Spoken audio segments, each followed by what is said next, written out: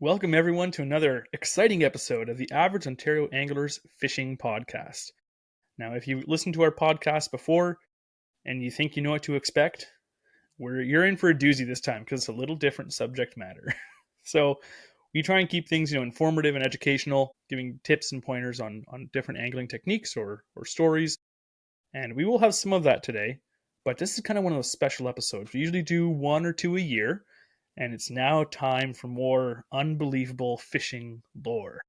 It's been a Yeah. long time. It's been like 8 months. I'm It has excited. been, yeah, Yeah. people were starting to call Jesse and be like, so when are you doing another one of those lore episodes? We're like, you want more? Weirdos. Okay. But we listened, we heard, and we're putting it out there. It's not popular, but someone demanded it. All 10 of you asked for this. So, but first off, as tradition states, we're going to have an interesting fishing fact to start things off this week. And to handle that is the man who has grown back his beard and sometimes wears glasses to prevent headaches, Jesse. Yes, thank you. I do like seeing sometimes, especially when I'm fishing. So this interesting fishing fact, I would like to first give a shout out to on Instagram. His name is Great North Angling. His name is Paul Mann, and he sent me an Instagram message and he said, I think it'd be really cool if you did an interesting fishing fact on this topic. And he gave me a suggested topic, a little bit of information, and it was actually very interesting. So I told him, yes, I'll use that eventually. And unfortunately, it's been probably 4 months since he sent it to me. So I didn't forget, Paul. This is a cool one. So I thought I'd kind of script it in a way that it's more like a little bit of a story, because if you're not into bugs, this could be pretty boring. But if you're someone like Andrew, this could be the best thing ever. Andrew loves bugs. He's a weird guy. So Andrew and me are going to tell you a little bit about this. Have you ever seen these things? I know like summer is done. Summer is done. It's fall, and you don't see as much bugs outside anymore, which for most people, that's a great thing. Like I just went camping this past weekend. I did not see a single mosquito. It was absolutely amazing. But some bugs are pretty cool. So one of the coolest bugs I know me and Andrew really like is the water striders. You ever see those things and you see them like skating on top of the water? Those things are pretty cool. I even remember when I was a kid, just at the dock fishing, you'd always see them skating around and you're like, oh, those are cool, right? So I thought we'd talk a little bit about that. We call them water striders. Some people apparently call them Jesus bugs because they walk on water, but I've never heard that myself. So we're just going to call like them calling the basilisk lizard the Jesus lizard. It's like, yeah, okay. It runs on the water. So I want you to picture this scene. So imagine that you're out for a peaceful stroll by a pond. The sun is shining, the water's calm, and you see these delicate little insects effortlessly skimming across the surface of the water. They look like figure skaters gliding on a mirror. Fancy. And again, they're called water striders. But have you ever wondered why they're streaking? Why are they striding across? Well, technically they're not wearing clothes, so yeah. But why are they striding across the top of the water? Because beneath the calm exterior, water striders are living out a full-blown soap opera, so to say. We're talking about aggressive suitors, desperate females, predator blackmail, and medieval-looking body part shields. It's basically a very intense mating game that makes The Bachelor look like a kindergarten playdate. All right, that was the AI intro. I couldn't write as good as that. But we're going to talk about the basics of water striders. They are really cool bugs. They have super hydrophobic legs, which basically let them float on top of the surface of the water. And it also, because their legs are out in like an X, so to say, it distributes their weight perfectly on top of the surface tension of the water. So they're not actually even breaking the surface of the water. They're literally just like on top of the water, it's very cool.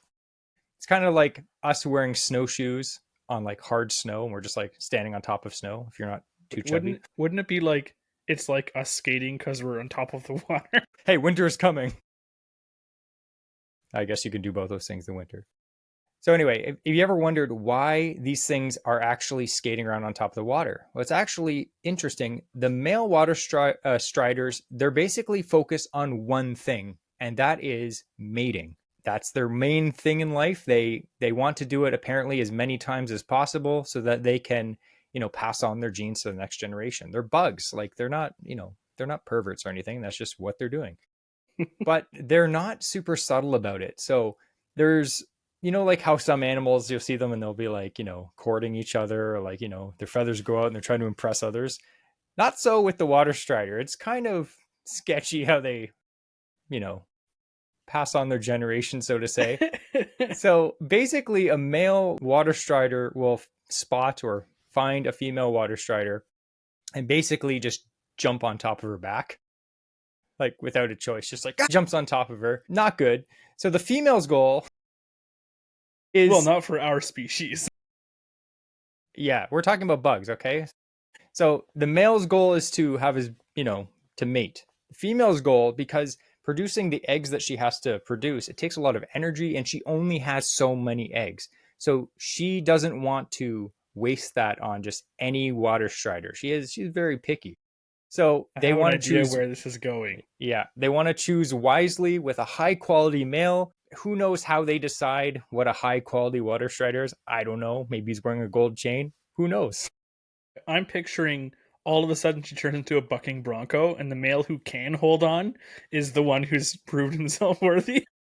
That would be the tame version, Andrew. Get ready for this. No. So now you may think, now the male has the advantage because he's jumped on top of the other insect's back. Not so much. The female actually has counter maneuvers. She has this thing, I don't know I'm not going to pronounce the right Flares. way to say it, but she basically has this defense mechanism that is kind of like a private part shield, so to say. So they call it, yeah, I'm not going to say it, but it's just like a shield. So basically it's a hardened part of the exoskeleton. So if she's not ready to mate at all, she just locks that up and nothing's going to happen, right? So the male can't do anything. So you might think, okay, that's the end of the story, right? So the male jumps on top. She's like, nope, I'm locked up. It's not going to happen. And the male's like, all right. And he jumps off and skates away into the distance, right? Tries to find someone else. So you've just described chastity belts Yes. for insects. Yes. Yes. Now, so you may think at first the male jumps on, the female says no, and you might think, okay, there's nothing he can do next. Unfortunately, the male actually has some blackmail. It's kind of sketchy. So again, the male jumps on the female's back and then he finds out that she has her shield up. So what he starts doing is actually interesting. He starts tapping his legs on the water's surface in a very specific rhythm. Now, if you're looking at this, you'd be like, I have no idea why he's doing that. But what he's doing is he knows, I guess, I don't know, like these bugs aren't like deep thinkers or anything, but I guess he knows that below the surface, when he's tapping, he's basically ringing the dinner bell to fish, frogs, and other things that will attack them. So that's the genius, or the evil genius part of this is the female is closer to the water because the male is on top of her. She's not interested. So he basically is like, come and get it. Come and get it. Starts ringing the dinner bell. If I can't have her, nobody can. Yeah. Essentially, he says, if you don't, lower your shield, we both will die because a fish will come up and eat us. So I'd say that's like predatory blackmail. Like, that's pretty sketchy. Anyway, so it doesn't end there. I know. Thanks, Paul, for the sketchy one that I'm reading. So the females basically responded by getting better shields, stronger bodies, and escape behaviors like ninja flips to fling the males off. But the males, in turn, they actually started to develop bigger grappling hooks for arms. Like, they have these little claws in the ends of their arms. So when the female tries to buck him off, he just hangs on because he's good. So it's basically just like, these bugs are just like, nope, it doesn't matter. I will work it out and my future generations will succeed somehow. All I can picture is you like, oh, they were developing this to combat this, to combat this. And I'm like, this is just like us as humans getting out of a toxic relationship and like, I gotta hit the gym and like just improve myself. Just glow up. That's what these things are doing. You're very accurate in saying this is a soap opera on the water. Yes. So basically, for a progressive summary here, the males build better weapons, and then the females build better defenses, and then they repeat that generation after generation. So yeah, it's actually very interesting. Like, I would watch this show 100%. I would watch this show. So to continue on, because it kind of goes, but all of this drama that we're talking about, that me and Andrew are saying, it's kind of like a drama show. It comes at a price. For the females, resisting the males takes energy. Of course, they're going through all this defenses that take energy. Struggling increases their heart rate, their metabolism, and it basically makes them a bigger target for getting eaten by fish, of course. And for the males, having a giant spiky antenna, or these little claw things, may make it easier to grab someone, but at the same time, it makes them actually clumsier when it comes to finding and grabbing food.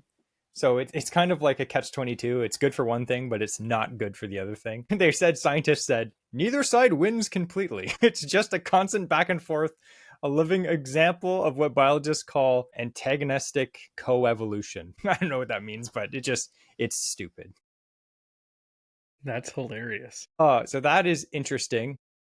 Now, just to end this a bit, they were actually saying, I have to read the thing that Paul actually sent me because it was pretty interesting. So all of these things that are going on at the same time, actually, it's a way that people can check, or like biologists can check on the fish ecosystem health, which is where it's kind of interesting, because they said that if there's no fish, the males can't use it to force mating. So the water strider populations typically don't last long if there's no fish. But if there's lots of water striders, that means lots of fish for the males to use as leverage. So it's kind of interesting. So they're using, if they are not successful and they are hitting the water with their legs, then the fish populations do well because there's all these extra bugs that they can eat. But if the water striders are successful mating, they don't have to basically kill themselves and sacrifice them to the giant fish underneath the water. So that's one interesting part of that, is that you can tell, the biologists and scientists that are looking at these water striders can tell something by studying these water strider populations, how well the fish populations are doing. So that's pretty interesting. So I'd have to say, just to wrap this up, I'm glad I'm not a water strider. That just seems like an exhausting life and just terrible. I don't know.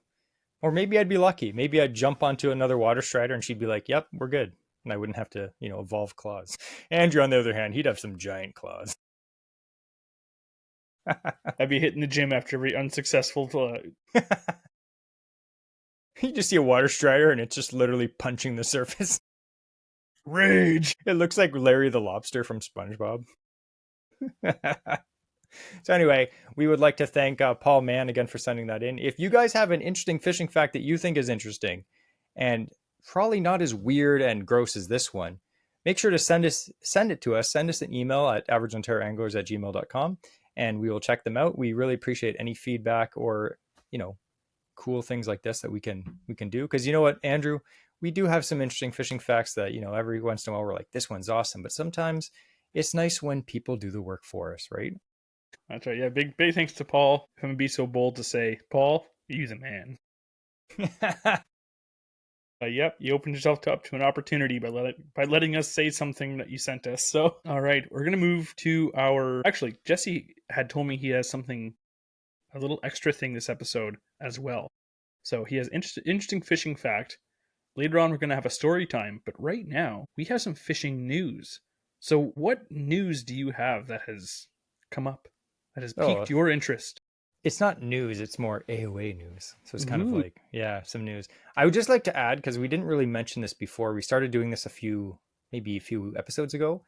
But if you are someone that watches the episode video on YouTube, that's great. We have a small amount of people that do that. We get, I'd say 90% of our listens come from audio on Spotify, Apple, or whatever podcast streaming service. But if you are one of those people that likes to watch on YouTube, there's a bunch of guys that like watching it. They like seeing what we're talking about. And you are a Patreon member that supports the show, we are uploading an ad-free version. So when it's on YouTube, obviously there's ads on it. So we make a little bit of money. It's literally nothing. But if you're annoyed that there's ads on it, you should be. But if you're a Patreon member and you support the show, go onto our Patreon page, and every day that the podcast comes out, I'll upload the full video. It'll be ad-free. You can watch it without any ads. And that's just an added benefit of being a Patreon member. Anyway, that's all the news I have. Yeah. Nothing too exciting. If you aren't subscribed yet, come on, hit that button. We really appreciate it. If you have multiple phones, hook them up to all automatically download just to boost our ratings. That's fantastic. Feel free to do so. What? Yeah, Just get a Bitcoin hobby, like mining farm or whatever, and Yeah.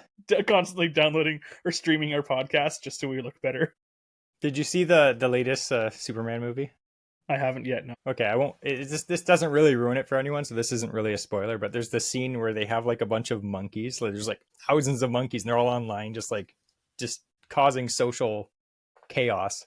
And I was like, man, I need a bunch of like AOA monkeys, just like all in the computer, just listening to the podcast and typing reviews out. Yeah. Just to add though, because we keep track of our ratings and stuff, and again our downloads, we're actually at 609 5-star reviews on our podcast, which is absolutely fantastic. So again, please write us a review if you haven't. And when we read your reviews, we just like our last podcast just came out, and yesterday I had 2 people message me and be like, hey, you read my review, that's awesome. So now I know who they are, because their weird name doesn't match up to what their Instagram name is. So yeah, thanks guys. Anyway, Andrew can continue now. Excellent. So we're going to move on to our main section of the podcast. Again, unbelievable fishing lore. This is where we kind of take some creatures that you might experience out there on the water when you are fishing, when you're out camping. And I'm trying to keep these as local as possible. It's getting tough to find more and more of them that are based out of Ontario, but I've kept it within Canada. Maybe in the future I might start, branching out into worldwide, because there's so much folklore and stuff like that, mythological creatures, where there's stuff for a bunch of these episodes if we expand our horizons.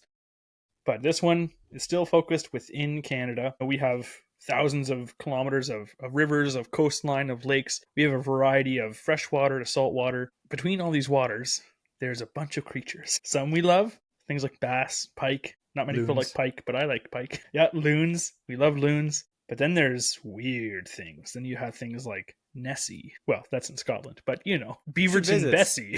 Oh yeah, true. Beaverton Bessie, which is just like the sad knockoff version of Nessie. Also, just to mention before we get into this, if you're a new listener and you haven't listened to any of our unbelievable fishing lore episodes, I'm going to link all of them down below. I think there's like 3 or 4 of them over the last 2 years. It's a good series to listen to, and they're great series, especially to listen to on like, on the way to work or on a road trip. They're just, you can kind of zone out and listen to them. They're pretty fun.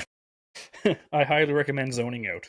Yes. So today we're going to be going over 9 different ones, and they all have a common thread. They're all aquatic in nature, and they're all found in Canada's waters, apparently.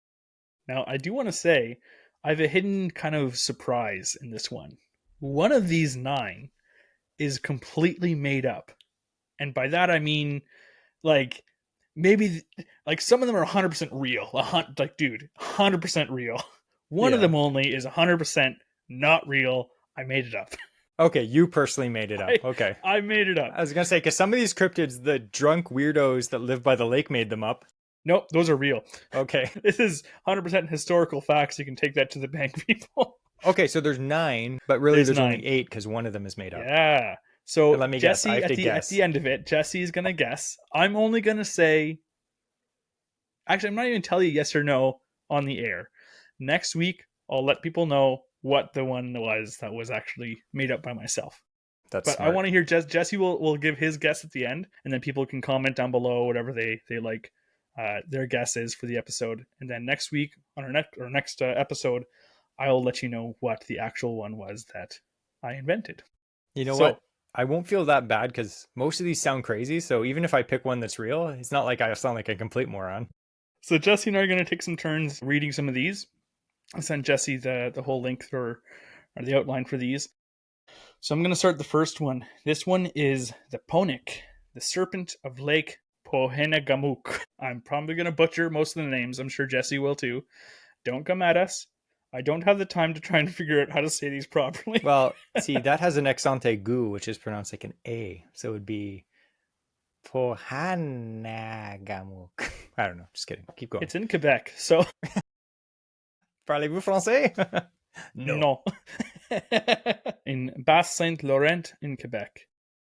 So the Ponik is described as a massive horse-headed serpent up to 40 feet long, often with dark scales, a long neck, and small horns protruding from its head. Witnesses report its surface movement can create rolling wakes as if the lake itself were alive. So I want you to imagine, like, you are on the water. And then you're on this lake. It's tucked among the misty forests and quiet hills. Its waters are still and reflective. Now, this happened in 1976. Tourists canoeing at dusk noticed ripples trailing them where water should have been calm.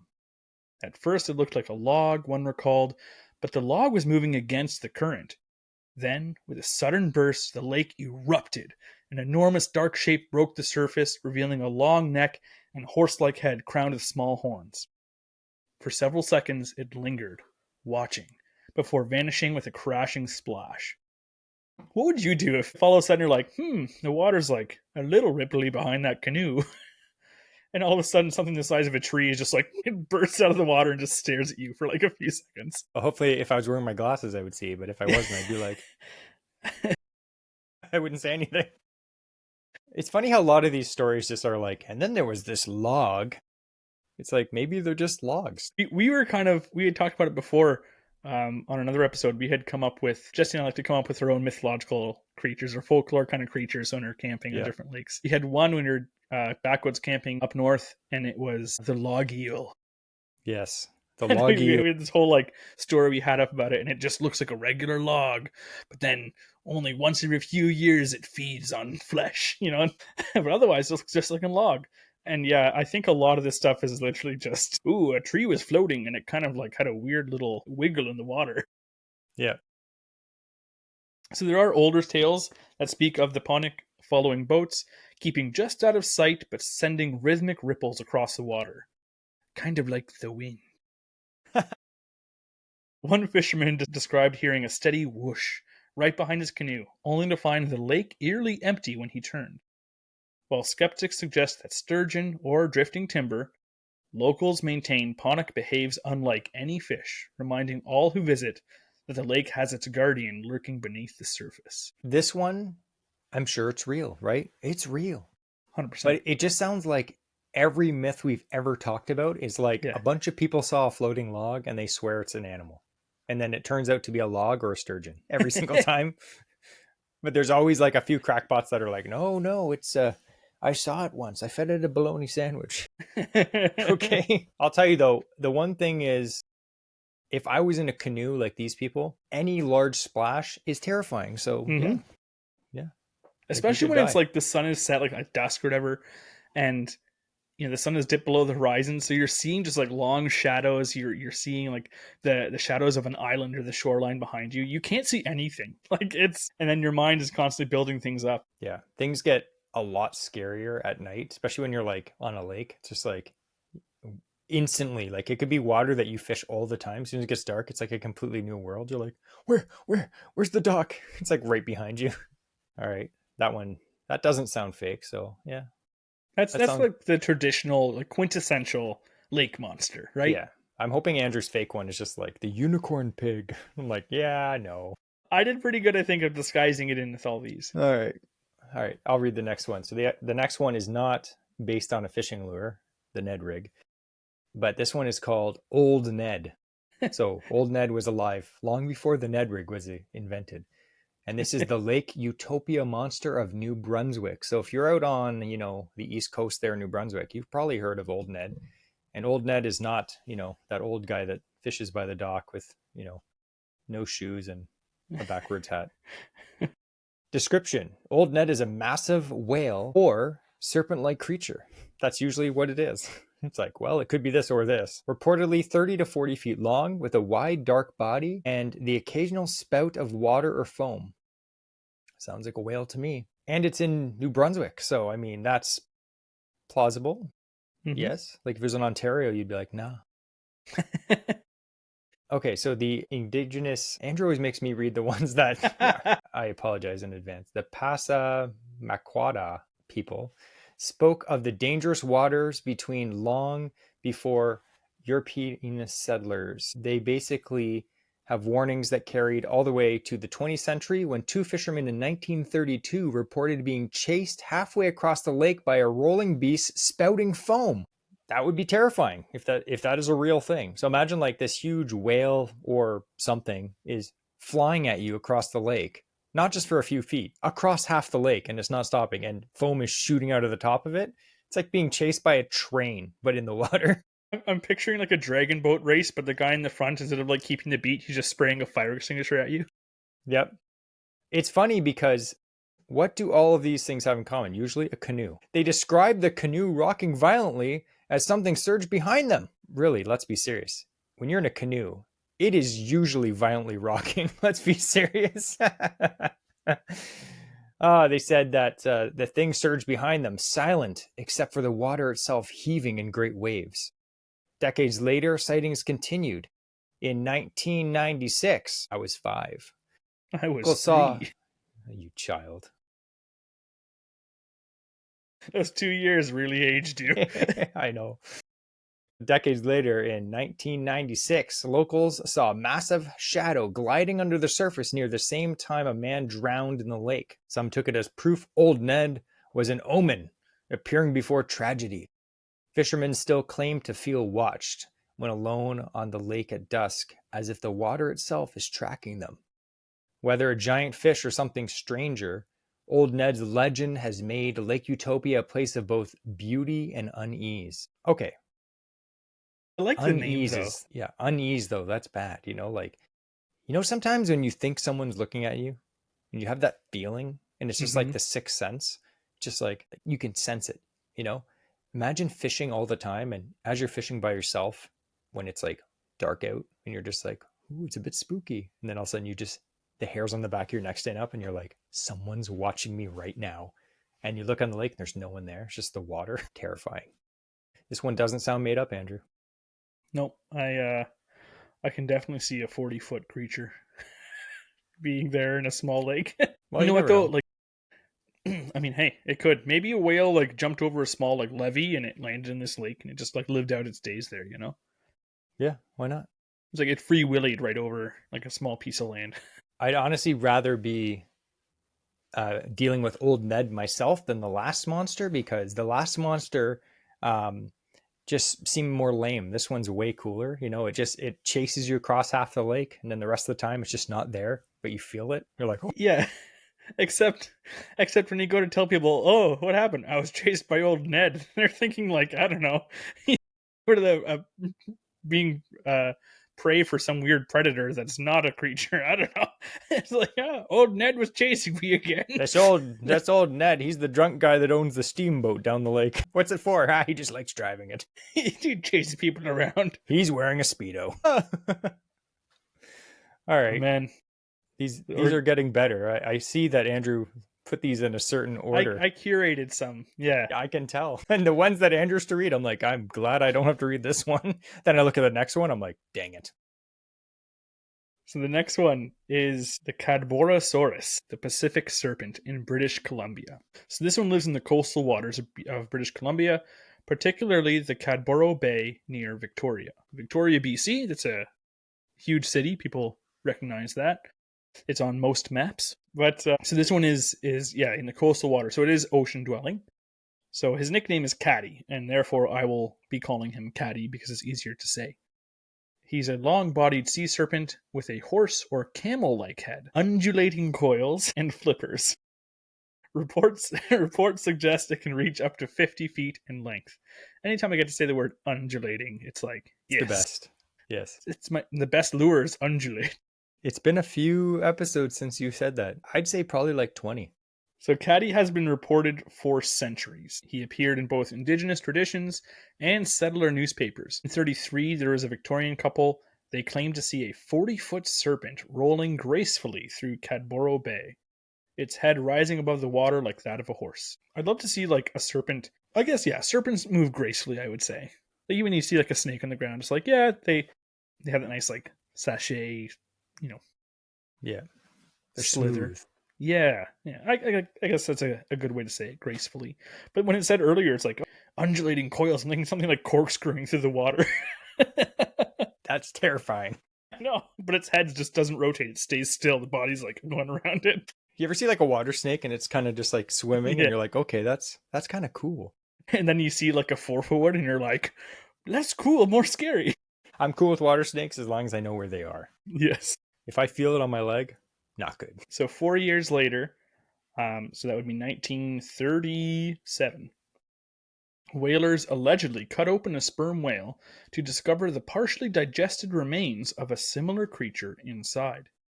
Though, guess what happened, Jesse? The carcass samples have long since disappeared. Classic. You know what, though? If we still had them around, it would have been proven 100%. 100%. Absolutely. Modern accounts, though, they still surface. In 2016, a boater described a dark shape moving with terrifying speed, faster than anything else in the water, rolling just below his vessel before vanishing into deeper waters. You know, maybe a tuna or a shark. They can move really quick.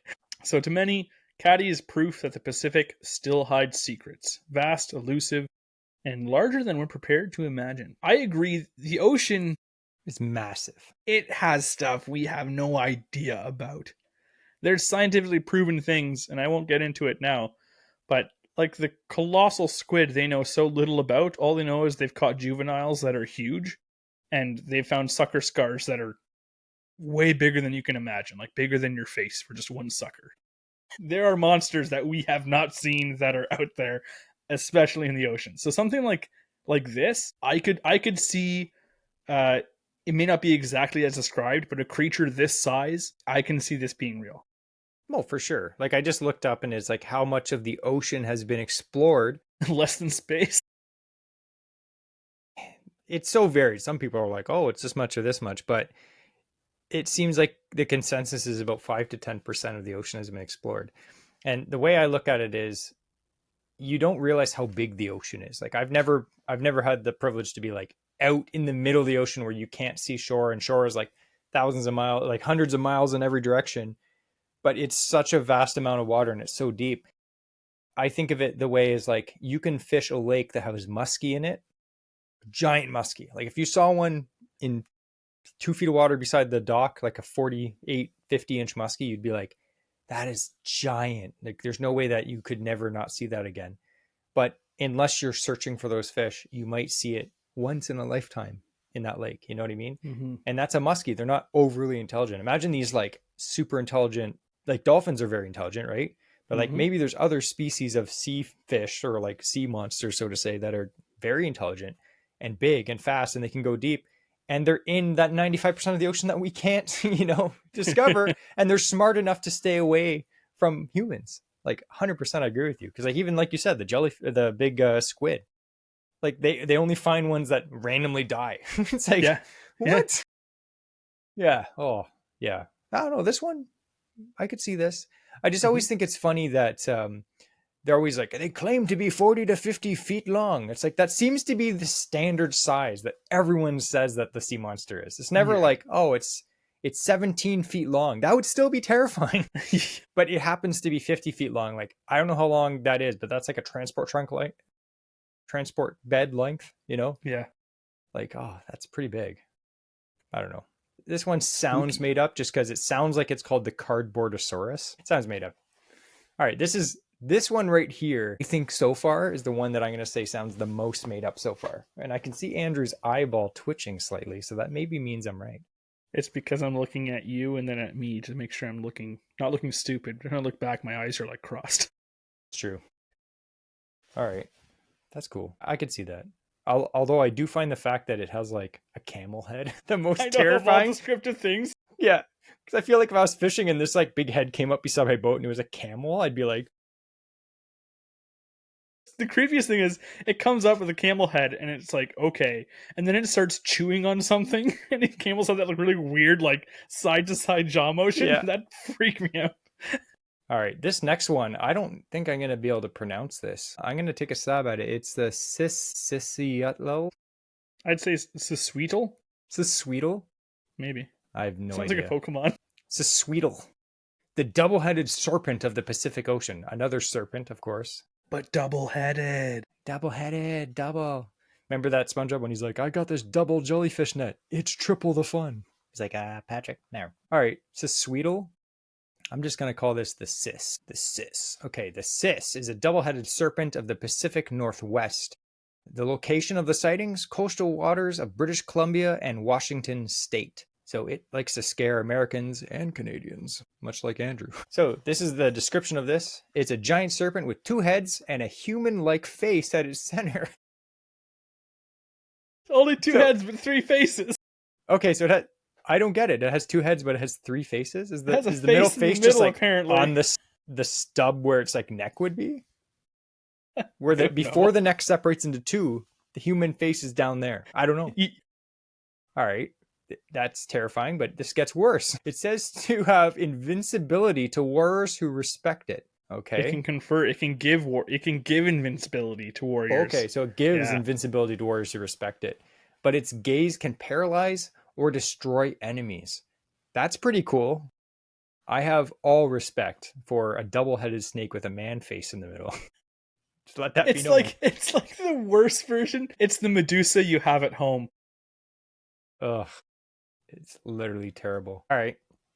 I The want to see you sis. read this word though. What? Okay, the sis is a sacred figure in the Kawakwakawak. Again, if you're from that tradition, it's a Yes, coast Salish traditions. I apologize. That was not how you pronounce it. I saw that word and all I could think of Jesse's gonna sound like Fozzie Bear.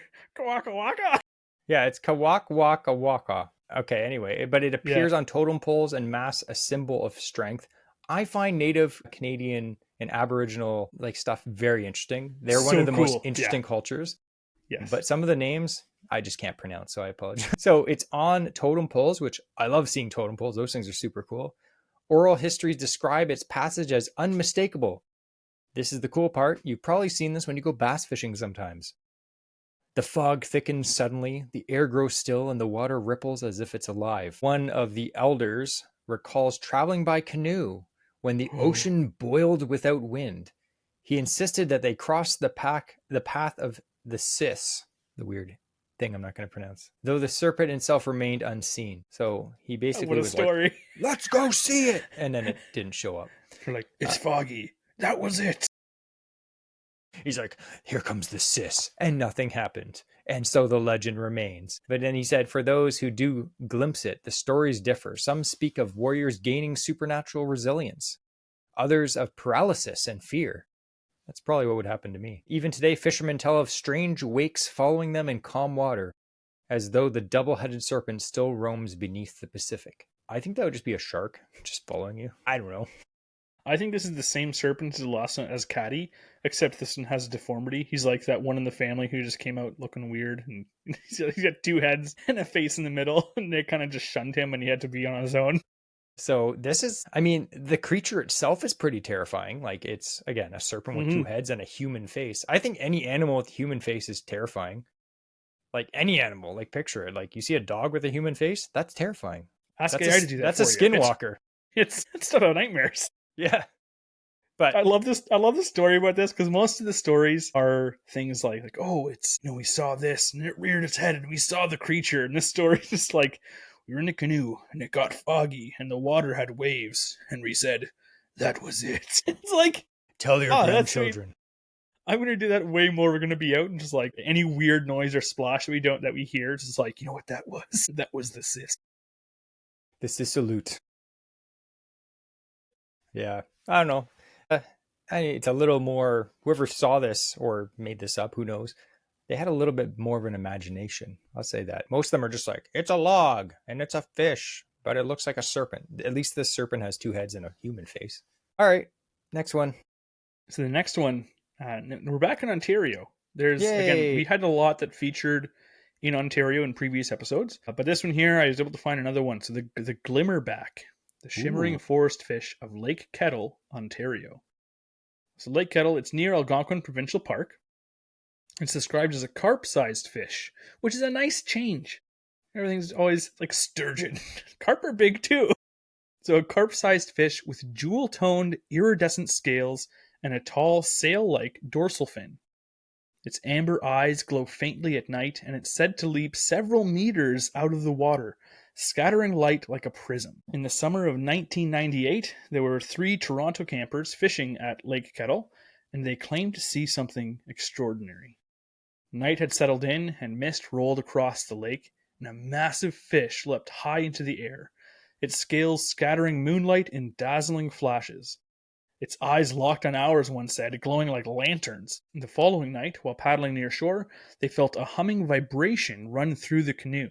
That's that's weird. And it's not just someone farting in the front. Like, It's totally different. I felt that many times with Andrew.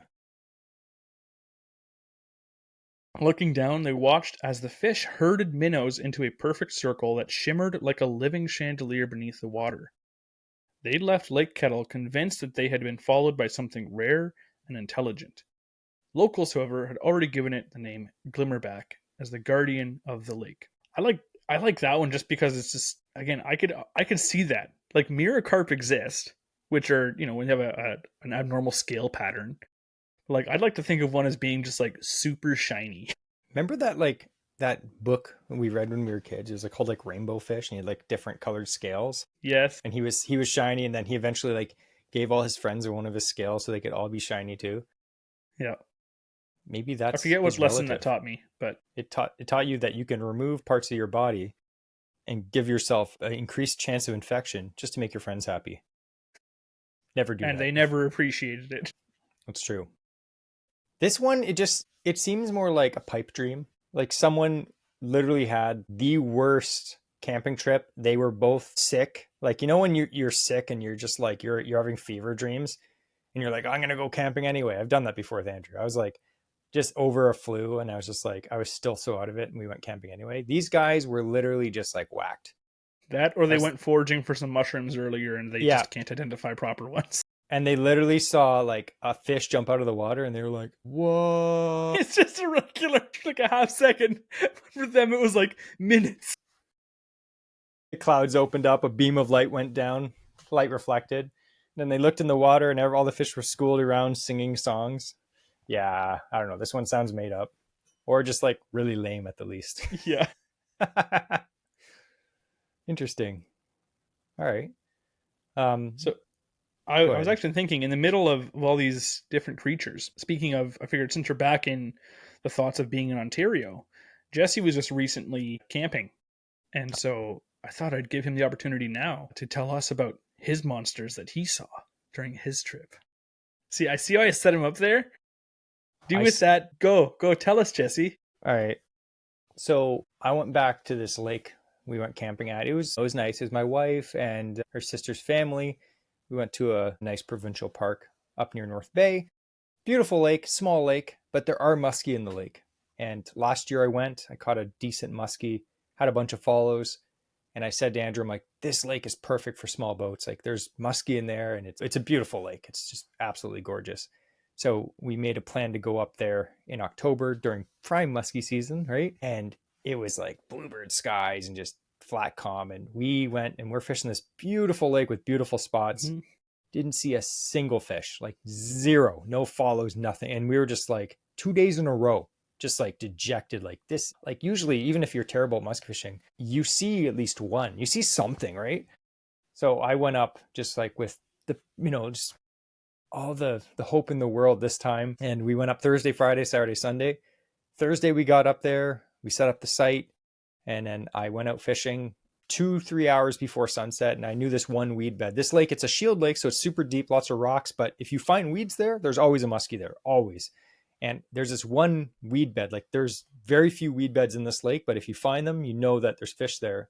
So I have them marked on my GPS. I was like, all right, I'm going to shoot down this like a little river. And I get to the weed bed, I fish it, nothing. It was cloudy, it was warm, it was nice. The next day I wake up in the morning to go fishing. It is freezing, 5 degrees, bluebird skies, freezing cold. And I was like, oh, the worst muskie fishing condition ever. And the forecast for the next 3 days is exactly the same. I was like, yep. So anyway, I just want to tell you about some of the follows that I got for muskie because they were very exciting and interesting. And this is just a thing to tell you too, like, I know a lot of people are like, man, you guys just slam fish all the time. If they follow us on Instagram and see the pictures, we catch fish, but we're just like you guys. Like we go on trips, sometimes full trips. Like this whole trip, I didn't catch nothing, not a bass, nothing. I was just fishing for muskie. But there are times, especially when you muskie fish, where you will skunk multiple days in a row. And that's just the name of the game, right? But I did have a few awesome follows I want to tell you about that literally made my hands shake when I was trying to like sharpen my hook. My hands were shaking. So there's this one really nice shoal that comes up and it's 30 feet around, 30 foot deep all the way around, but then it comes up to about 2 feet and it's really big drop offs, all rocks. And there's a bunch of weeds everywhere. And I was fishing a tube was actually fishing. This is a Red October Ninja tube, and it's in the walleye pattern. And this is the shallow version. So this thing actually, I didn't like this for a long time because it sinks really slow. Like the Red October tubes, just to compare, I know we always talk about water wolf tubes, which we love, but I like trying everything. So if you can notice the difference, this is a 7.5-inch tube. This is the 9-inch tube, the standard. But if you notice the diameters of the tubes, the Red October tubes are actually quite a bit fatter. So they sink even slower because they just like, there's just so much like displacement. But this tube has like no weight in it basically. So when you chuck it out, it's just like, it slowly sinks. And if you jerk it a few times, it literally like pops out of the water because it's so high in the water column. It literally is like 1 to 2 foot. You can let it sink, but like it's just like slow. Anyway, so I was fishing that and I was slowly just kind of twitching it around the weed edge where the rocks dip down. And I was paying attention all day. Like all day I was doing figure eights. All day I was watching my bait, looking behind my bait. And then the one time I saw a loon and I was kind of like looking at it in the distance, and it was calling. And you know when they're like laughing at you? Like, man, this guy's laughing at me. And then my tube was just kind of slowly falling. And then I looked down right beside my bait. There's like a 40-inch musky just sitting there, not following my bait. Like he came up from like the deep weed line and then came up and he was just like looking at my tube and it was slowly sinking. He just sat there like 2 feet under the surface, just sitting there staring at my tube. And I was like, okay. So I start like twitching my tube around and like figure eighting it like little pulses. And he just literally looked at it and just like slowly swam down back where he came from. I was like, what are you doing? Like, come on, that looks so tasty. The problem with this lake is it's very, very clear. Easily 15-foot visibility. It's really hard. Once they see the boat, oftentimes, I find that they don't like it. So anyway, that was the first follow. And I was just like, it was a big one too. So I was like, I was shaking. I was sharpening my hooks. I was like, and then I was like, I'm going to come back. There's another shoal, maybe a mile down the lake. So I shoot down to the other side. And then I tied on my diving rise. I have this new Chaos Tackle Navin, which is a 10-inch diving rise. I have some weight on it. And I was fishing it pretty deep. And this fish, on the other hand, he came in hot. So I was working it along this edge. With a diving rise, it's basically a big chunk of wood. So it dives down, and then you basically let it float up, and then it dives down. And that jerking action, it kind of looks like a fish like swimming down, and then, oh, I'm dying, and it floats back up.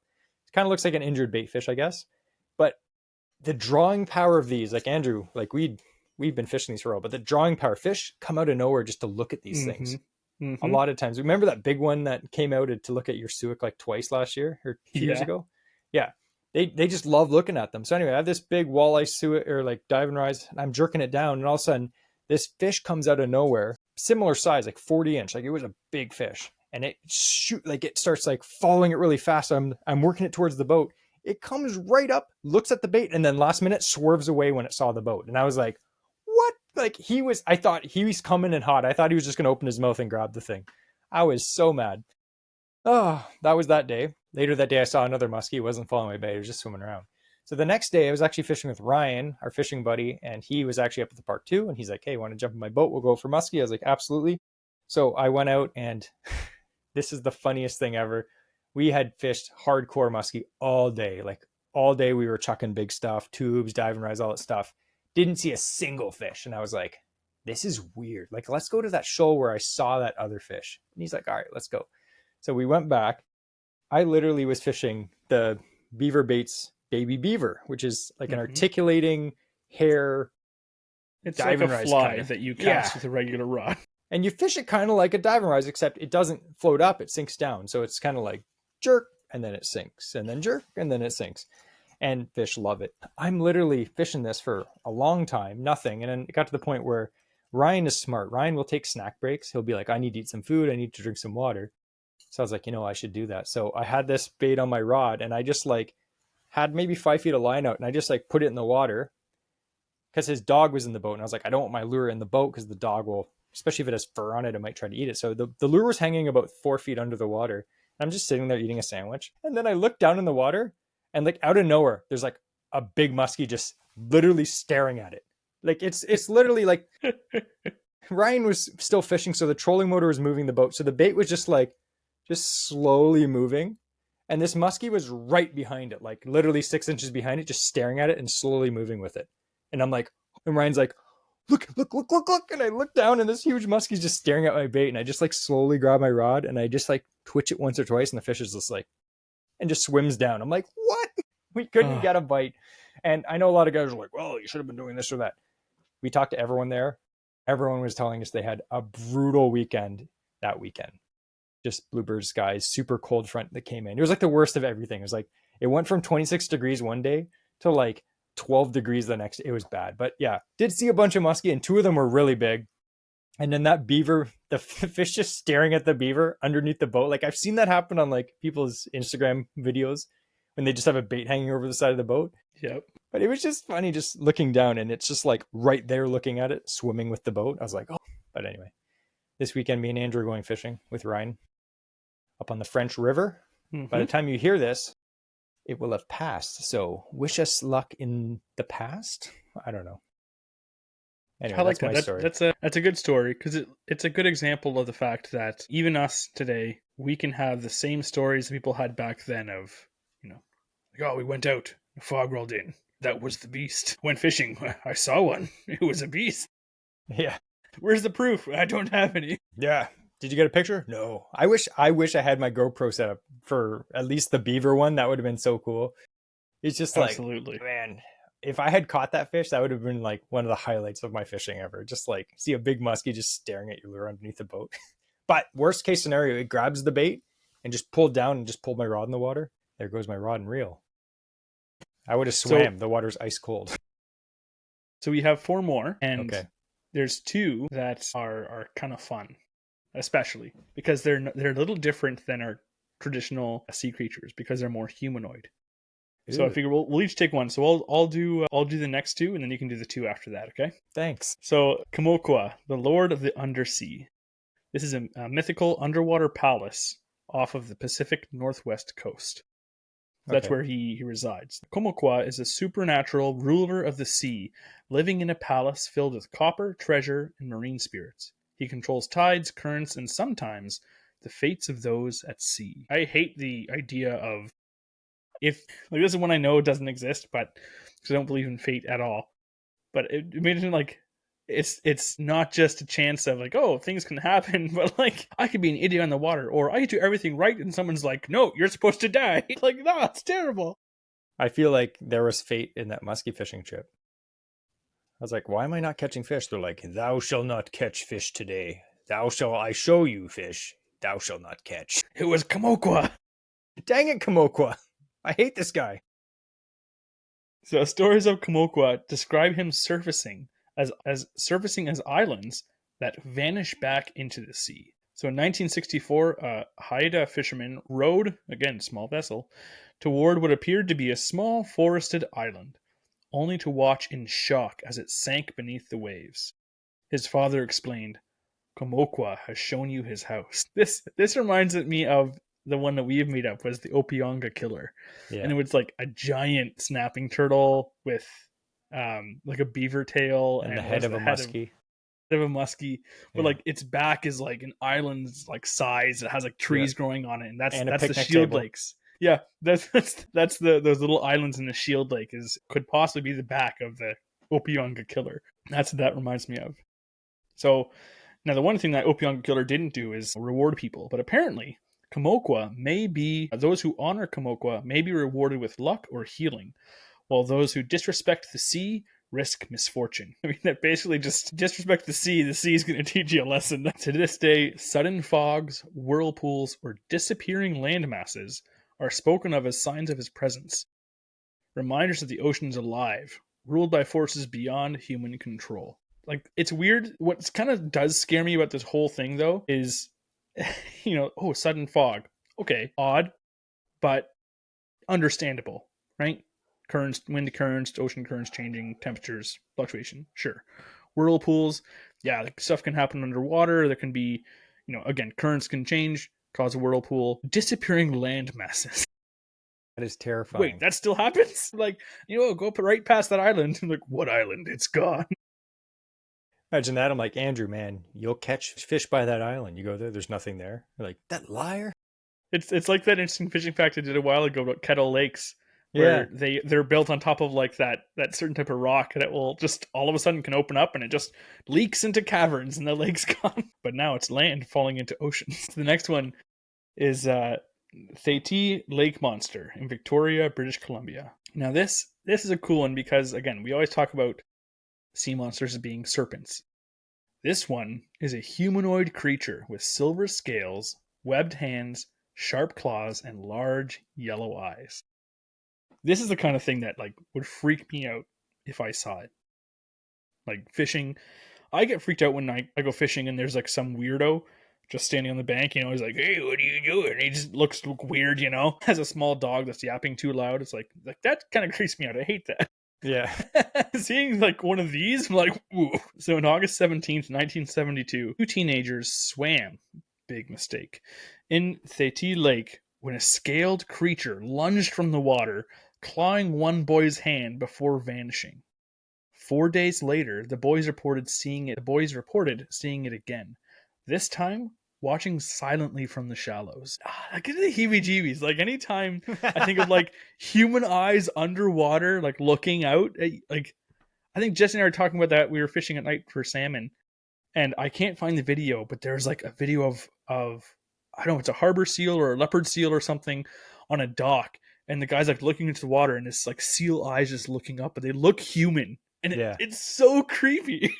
I just love the word heebie-jeebies. That's the best. So police investigated, but found no evidence, though official reports confirmed the boys' claims. I don't understand that, but okay. How did they confirm Skeptics, I know. They just told the local paper, like, well, they said it was there, so. Skeptics suggest a hoax or a large fish mistaken in fear. Yet the incident remains one of Canada's most famous cryptid stories. Even now, curious swimmers sometimes report yellow eyes staring from beneath the surface. Those are called walleye, sir. That's the thing. Like, it was some like monster walleye, like a 35-inch walleye that just grabbed this kid's hand. Yeah, why not? It's like, yeah, I could see that. Don't tell me there's not one psychopath giant walleye that just has nothing left to lose. Absolutely. They have glowing eyes. So why don't you read the next two, Jesse? Because again, I wanted to read one of the ones about like the humanoid ones just because they're fun. It's because Andrew is a humanoid. All right. That's right. Identify with them. All right, I can't go around the water's edge. This one is called Kaptka, the hair of the sea spirit, Vancouver Island. Location, waters around Vancouver Island. Who would have thought? Description, a drowned sea spirit depicted as a pale woman or giantess with long, trailing hair. Gross. If I saw this on land, I'd be scared. Just some super pale giant with long hair dragging on the ground? Ew.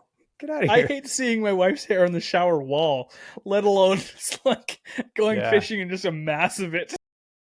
You're right. I have to take a shower later and I'm just scared. I'm just kidding. Why is it that what all women do? They just grab all their hair and just stick it on the side of the shower. It's just like, oh, I'll get this later.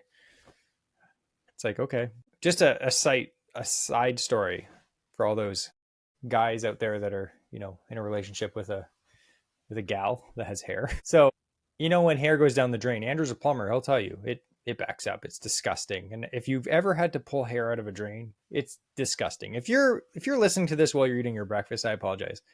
But I told my wife, because every so often our tub would get slow draining. And I was like, it's hair. You have to use the tomb shrub thing that catches the hair.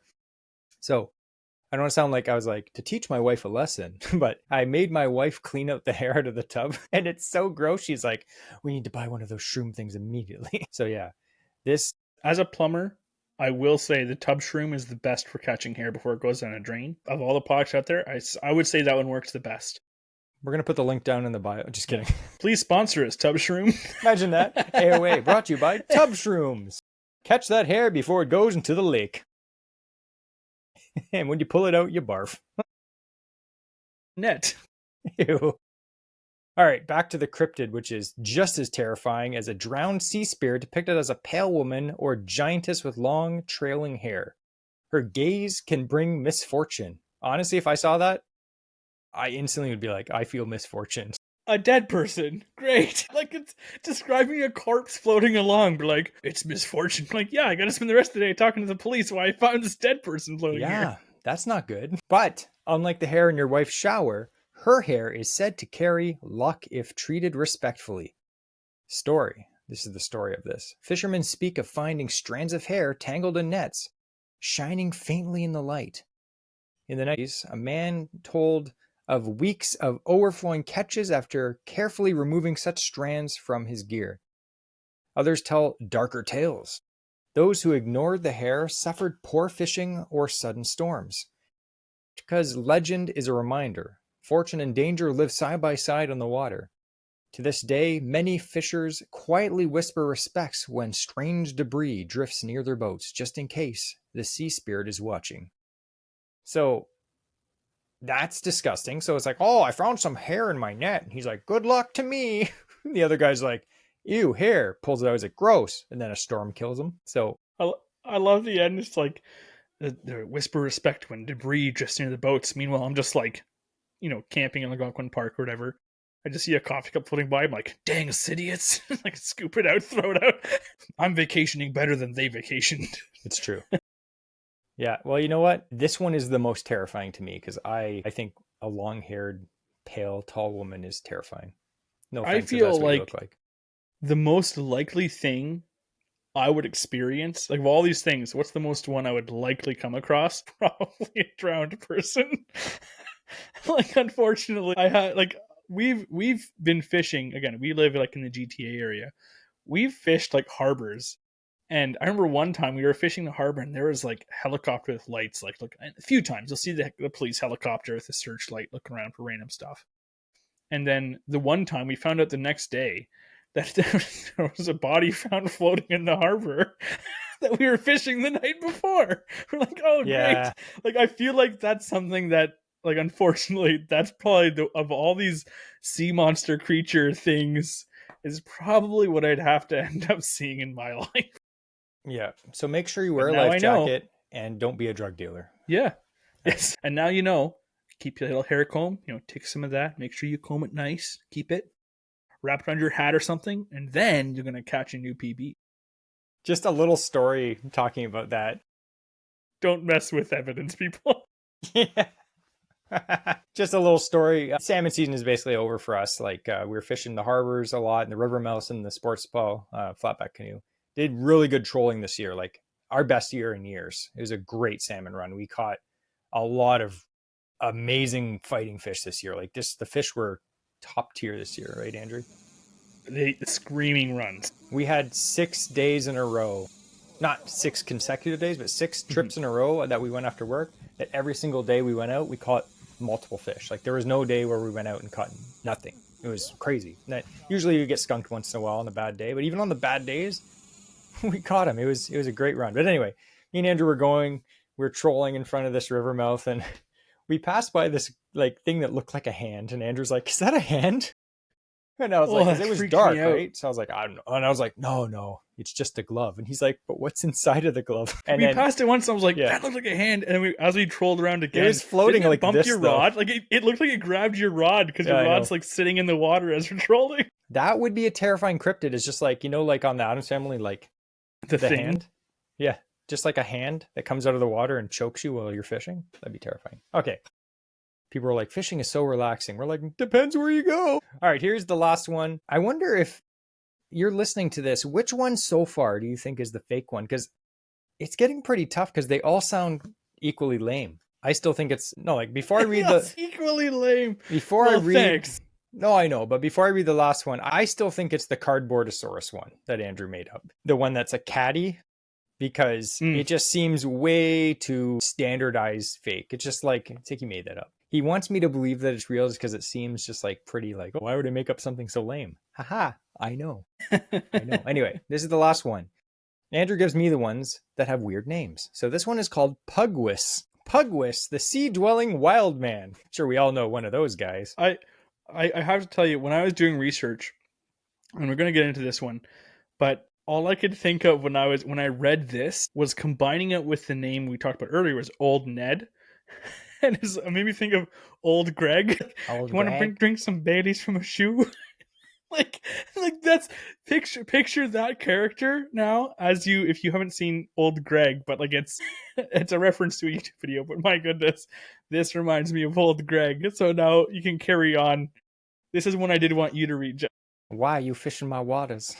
I'm not. Then why is there a hook in my head? If you haven't seen Old Greg, go on YouTube and look up Old Greg. It is hilarious. Anyway. All right. Pugwis, Do the you love me? sea-dwelling wild man, who is like Old Greg apparently. Location, northern Pacific coastlines. Description, a gaunt, fish-faced humanoid with sharp teeth, bulging eyes, and seaweed-like hair. Yep. Now, this is the folklore from the Kawaka Waka tribe or whatever. Not condolences. My apologies. My One day I'll learn how to speak condolences. these. I don't know. I'm not a book learned folk. Anyway, so it's from the Kawaka Waka Walk folklore. He's known for offering shellfish. Those who accepted are bound to him, pulled beneath the sea. That's not very nice. So in 1947, a fisherman camping near Alert Bay claimed he was approached at night by a thin, dripping figure holding clams. That's terrifying. Though it never spoke, he swore he heard his brother's voice urging him to eat. Terrified, he refused, and the figure melted back into the tide, leaving only ripples and the faint clink of shells. More recently, kayakers near Telegraph Cove reported seeing a skeletal figure with seaweed hair watching from the rocks before slipping silently into the surf. They left convinced the coast still harbors watchers no one dares to approach. That's probably the most terrifying one. I'm not gonna lie. That is creepy. That is I saved that one for terrifying. last for a reason. I love how like this guy is some creepy like guy coming. I'm picturing like old Greg, yes, but I'm picturing probably a more pop reference would be Bootstraps Bill from the Pirates of the Caribbean, where he's like half fish, he's growing into the ship, you know, like he's Yeah. like that's what I'm picturing him coming out like soaking wet and just like standing there like offering you clams to eat. Yeah. That's so weird. Thank you. See, this is what I don't like about it. So he offers you clams, and when you accept, he pulls You're you beneath the bound sea to and him. kills you? Yeah. That's not very nice. You think that if he'd accept, he'd be like, all right, let's eat some clams. And then he'd be like, tips his hat, and he's like, good day to you, sir. If you say no, he's like, why? You don't want to be friends? Then he kills you. All right. Although I will say, for the eating the seafood versus danger level is still probably better than getting your shrimp at Walmart. At least they're fresh. It doesn't say anything about, irradiated clams there. They're just normal clams. They'd probably taste good before he drags you out to sea. Yeah. You got to reward yourself before you die. I have to say, though, if I was fishing in the canoe or in any boat and it was nighttime, and I know we're not near the ocean, but say you're in a lake in Ontario, say you're in Algonquin Park camping, and then just along the shorelines or along one of the cliffs, like on a Shield Lake, there's just like some guy staring at you. And then when you look back, he just like slips into the water. I would pack up and leave. I would not sleep that night because he would come and kill me. It's either my dad secretly skinny dipping while he's camping again, He does that. or it's a monster. Yes. Either way, terrifying. you don't want to approach. None of this. Let's get a better look. No, please no. Gladly, it's at night. That was awesome. I love these episodes. Again, we haven't done one in, I'd say the last time we did one was last fall. So it's been a year. It's been a year. Yeah, since we did one. So we would like to thank, there is a few followers that follow the podcast that asked for one of these again because they really enjoy them.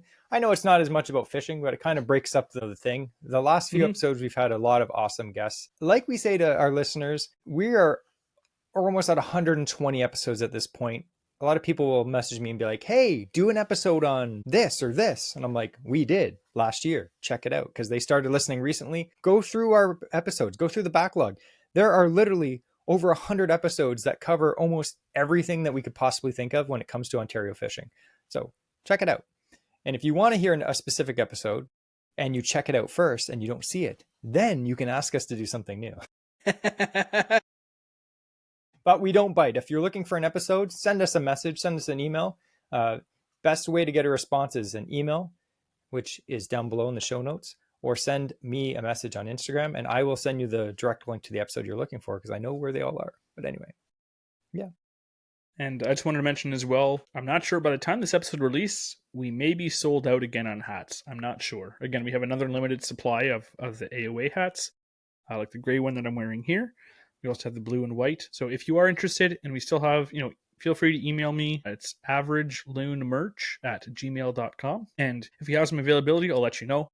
But that's the best place to reach us there for any of our merch that we currently have. Also, for any future merch drops, we'll announce it, and we do have plans for more stuff coming out in the future. So stay tuned for that. But yeah, as for right now, things, again, really grateful for everyone's support, and this second batch of hats is going quick as well. But I had a lot of fun. I do like these episodes a lot too, just because we talk so much about fishing, and we love it. We love fishing. We love talking about it.